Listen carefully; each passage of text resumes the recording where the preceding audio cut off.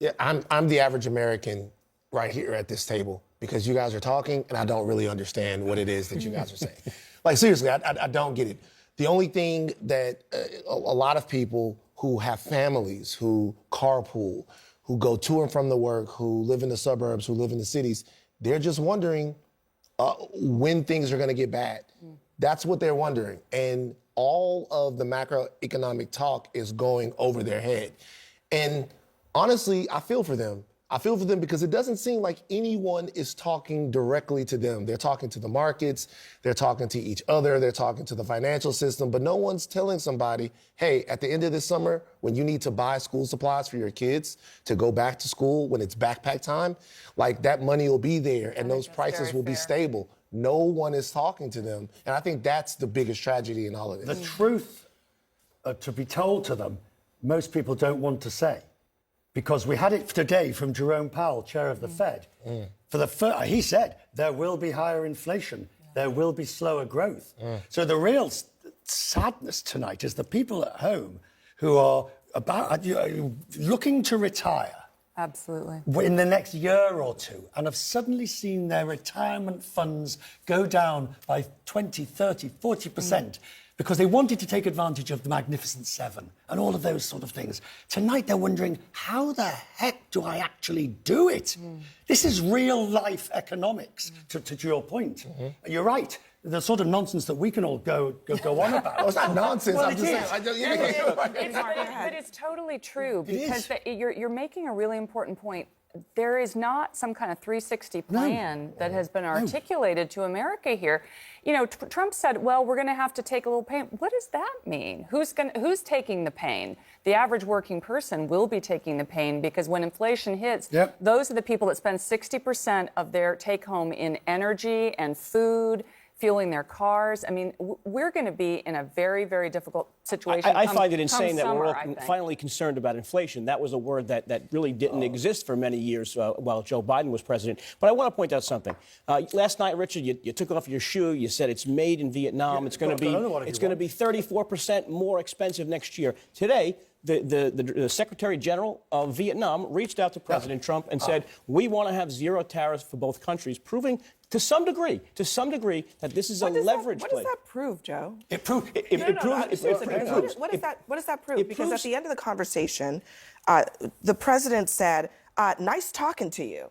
And nothing about, we're going to have a deal, lower our tariffs. I'm going to tell you what it proves. He said, great conversation.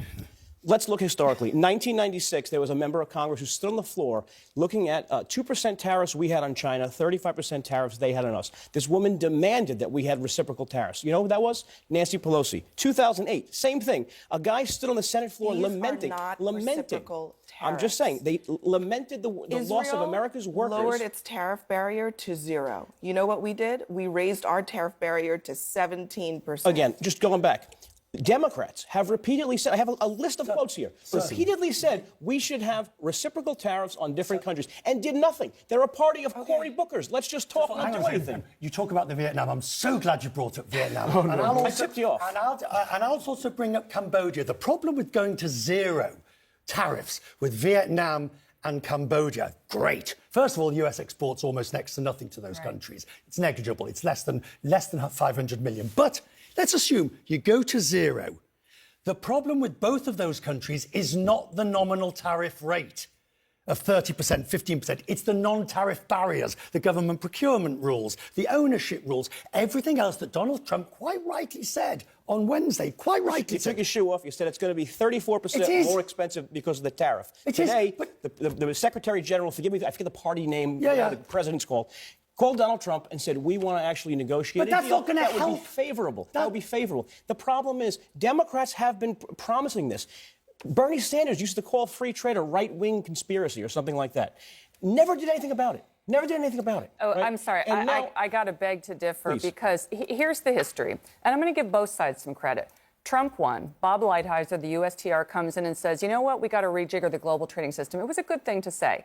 Tariffs on China, fine. Biden keeps those. Then he actually articulates a real industrial policy. He says, what do we need most of all in this country? Chips. We brought back the semiconductor industry in 18 months. That's how you do this. Trump now comes in, and he had, let me finish, he had an opportunity here, actually, given the strength of the U.S. economy at this moment, to really work with allies and say, this is the time, Europe, Canada, Mexico, we're going to go to China and say, here's the new game, and here's how it's going to be played. He didn't do that. He is squandering our Did I not see Taiwan?